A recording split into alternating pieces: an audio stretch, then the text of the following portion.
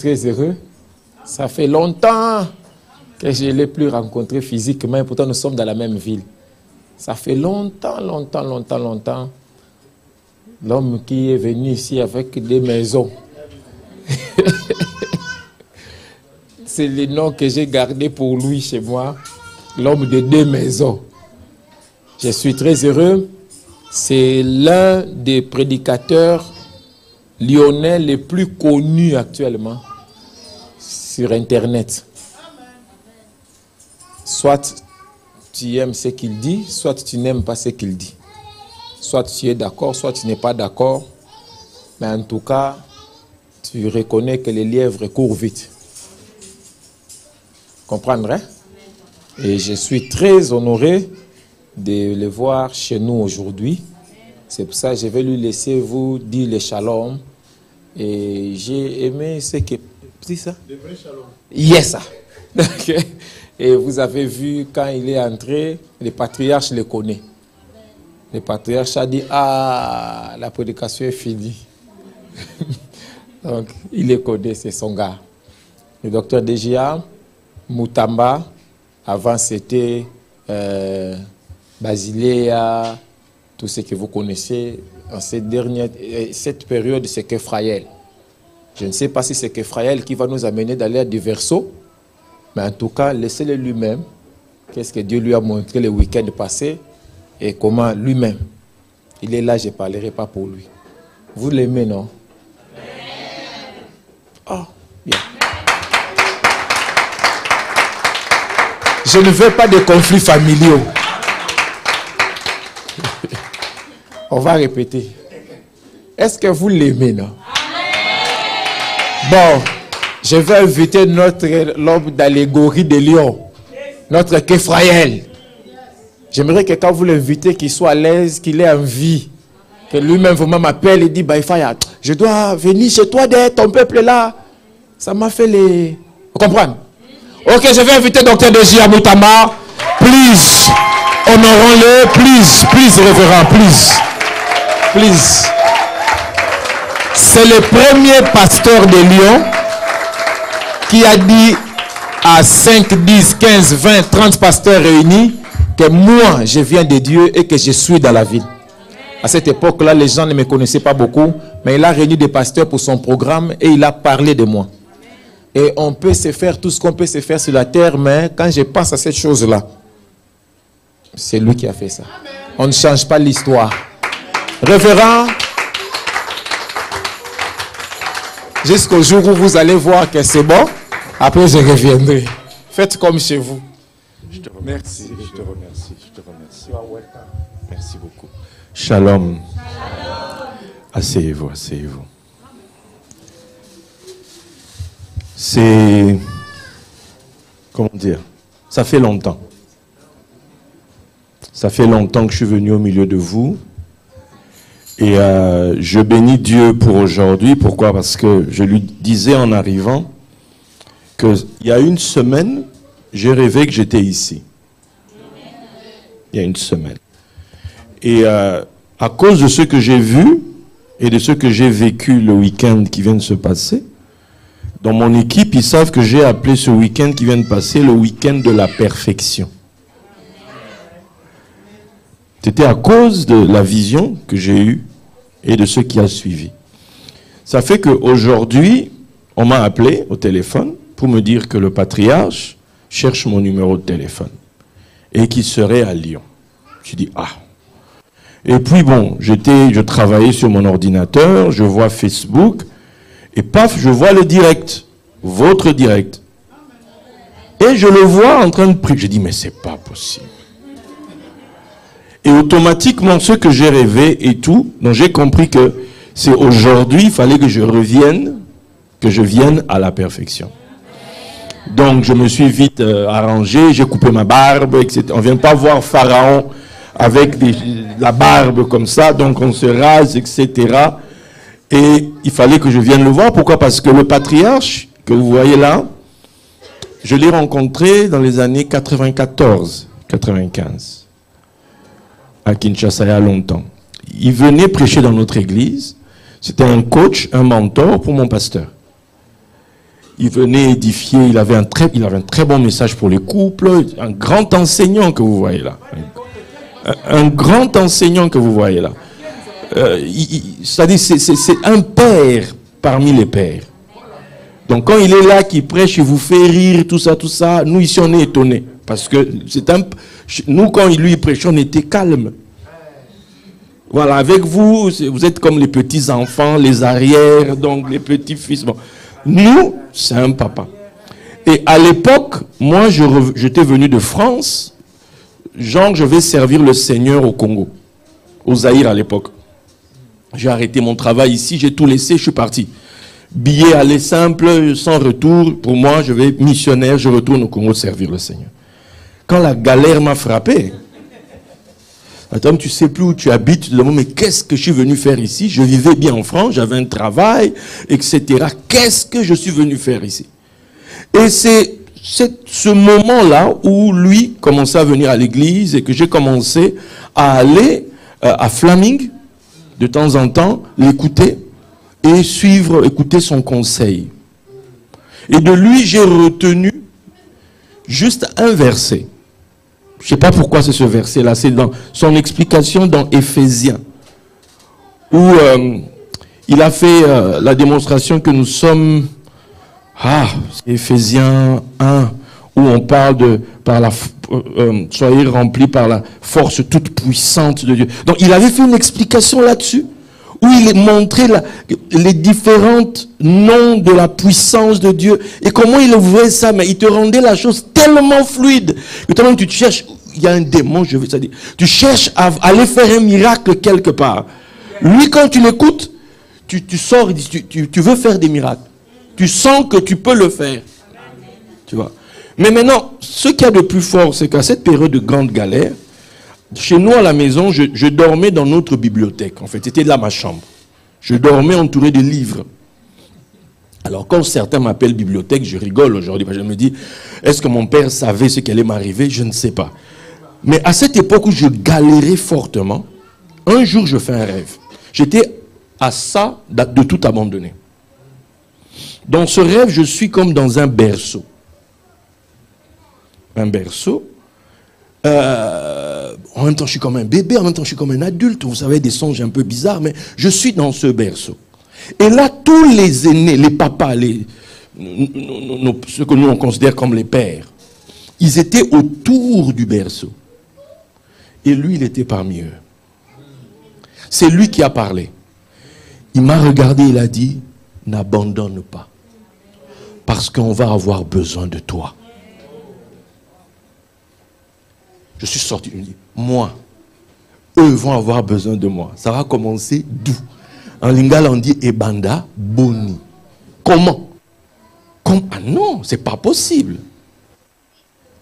Mais quand maintenant je vois le parcours particulier que Dieu m'a fait prendre, et que je vois mes pères, ils me présentent en m'honorant, en me valorisant, en disant que Dieu a fait quelque chose en lui, etc. Je me dis, ne méprisez pas les faibles commencements. Au milieu de vos moments difficiles, surveillez votre environnement. Au milieu de votre nuit, il y a toujours une étoile qui brillera pour vous montrer le chemin du matin. Pour que vous puissiez traverser la nuit. Il y a un temps dans la vie, il y a des saisons dans la vie. Et quand des moments difficiles arrivent, ce n'est pas que Dieu t'a quitté. Ce n'est pas que Dieu t'a abandonné.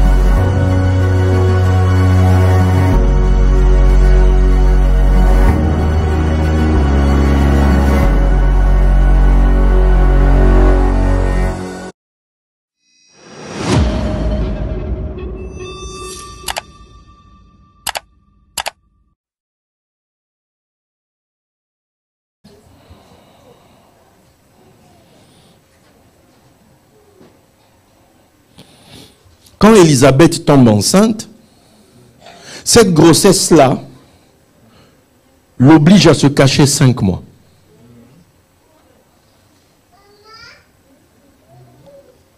Il y a des productions de ta vie qui vont t'obliger à te cacher.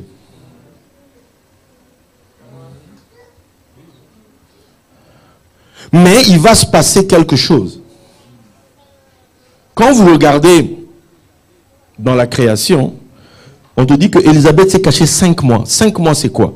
Dans l'Apocalypse, on te dira, les gens vont souffrir pendant 5 mois. Pourquoi 5 mois? Parce que 5 mois, en réalité, dans une année, tu as 12 mois, n'est-ce pas? Mais 5 mois, c'est les 5 mois pendant lesquels la lumière du soleil est au plus bas. Et le soleil brille fort pendant 7 mois. Voilà pourquoi Samson a 7 tresses. Samson, c'est le soleil. Ok? Donc, quand tu dois passer par le 5, les 5 mois, ça ne signifie pas que le soleil se perd. Ça ne signifie pas que ta lumière s'éteint. Non, c'est juste un temps pour qu'une nouvelle gloire apparaisse.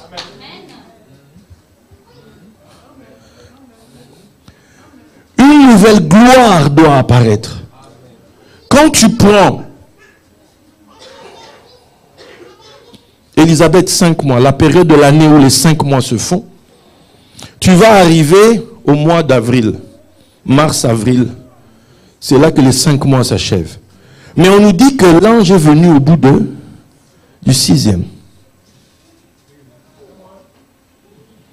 Mais si tu pousses encore un peu, la période de l'enfantement va correspondre à peu près à la période après le solstice d'été. Le solstice d'été, c'est que c'est le soleil qui est au sommet. Des grandes gloires sont toujours précédées par un temps où Dieu te cache. Alors quand les gens te voient caché, quand les gens ont l'impression que Dieu t'a caché, Dieu t'oblige à te mettre à l'écart, les gens peuvent se moquer. Les gens peuvent dire ce qu'ils peuvent dire. Mais ils ne savent pas que c'est la grossesse de Jean. Yah a fait grâce. Yah a fait faveur. Une nouvelle grâce plus grande que la précédente est prête à être manifestée.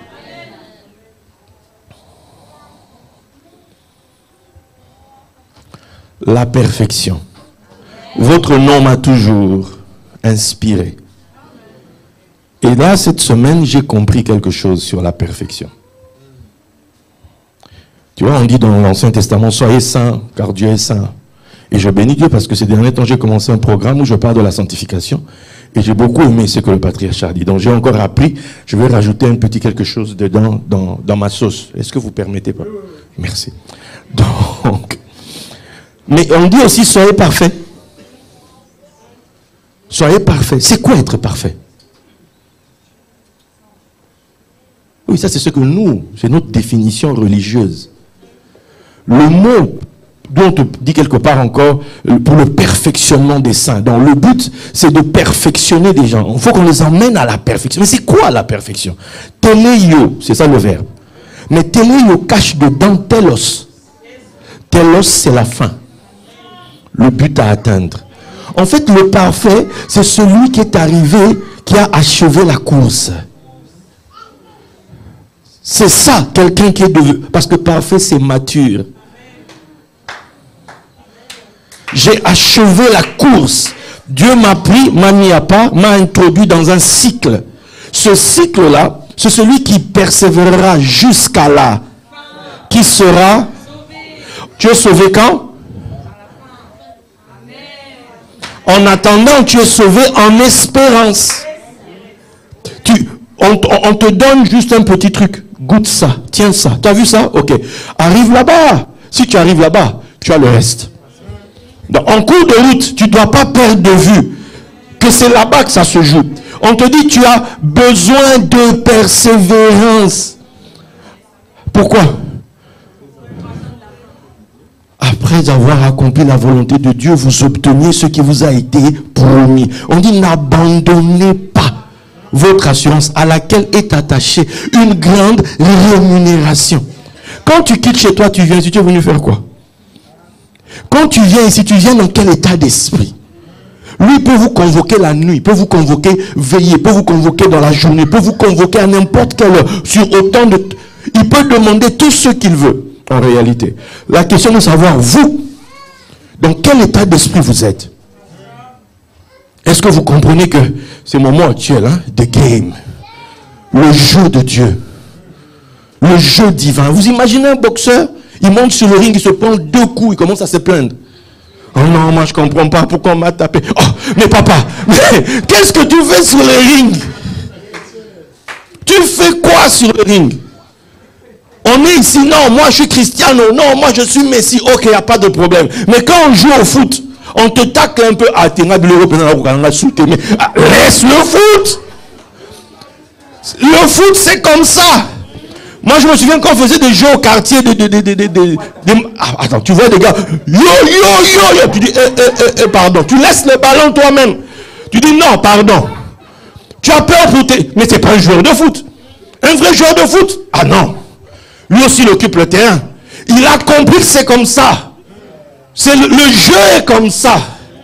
Et tu as donc besoin de percer. Parce qu'au bout, dans la vie, il y a des cycles. Tout est question de temps.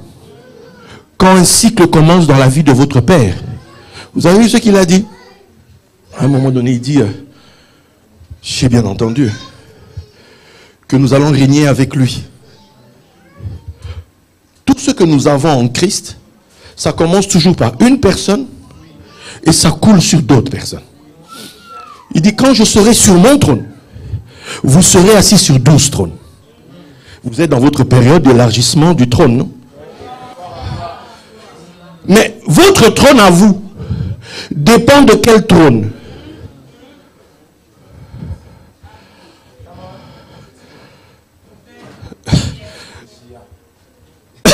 Non, vous devez comprendre ça. Le trône dépend toujours d'un autre trône. Paul débarque à Philippe, il parle aux Philippiens de sa prison. Il dit, c'est pas que je recherche les dons, mais vous avez bien fait de prendre soin par rapport à mes besoins. D'où qu'est-ce qu'il dit? Et mon Dieu pourvoira à tous vos besoins. Il ne dit pas le Dieu de Pierre, le Dieu de Jean, il dit le sien. Pourquoi? Parce que les gens traitent avec lui. Ce que eux vont recevoir vient d'où? Il écrit aux Romains, je voudrais venir chez vous afin de vous communiquer quelques dons. Paul, c'est bon ça qui communique des dons. Il y a toujours quelqu'un que Dieu envoie qui se positionne au milieu. Il y a toujours quelqu'un. Dans les choses de l'esprit, il y a des équipes. Il y a toujours des équipes. Il y a un au milieu qui fait office de mâle. M-A-L-E. Et il y a les autres qui vont faire office de femelle. Parce que eux s'attachent à lui. Dépendent de lui. Si lui réussit ce qu'on lui demande, toute l'équipe prospère. Donc, perfection. Tenez votre équipe. Perfection. Tenez votre place dans le game. Vous avez votre capitaine? Tenez-vous à côté de lui.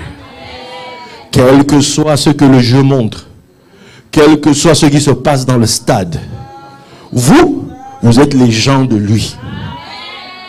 C'est comme ça que ça se passe. Il y a des gens qu'on appelle les gens de David. Dès qu'on te voit, on a vu David. Toi, quand on te voit, on voit qui? D'où on va te peser dans ta relation avec lui. Quand tu auras l'opportunité de le trahir, on va savoir, il a trahi ou il n'a pas trahi. Elle a trahi ou elle n'a pas trahi. Elle a rejeté ou n'a pas rejeté. Toi, on te pèse là. Vous devez savoir dans votre vie, le moment dans lequel vous êtes, et ce que ce moment attend de toi. Tikana Nouboué, pardon. Quelqu'un comprend ça? C'est hyper important que vous devez savoir ça.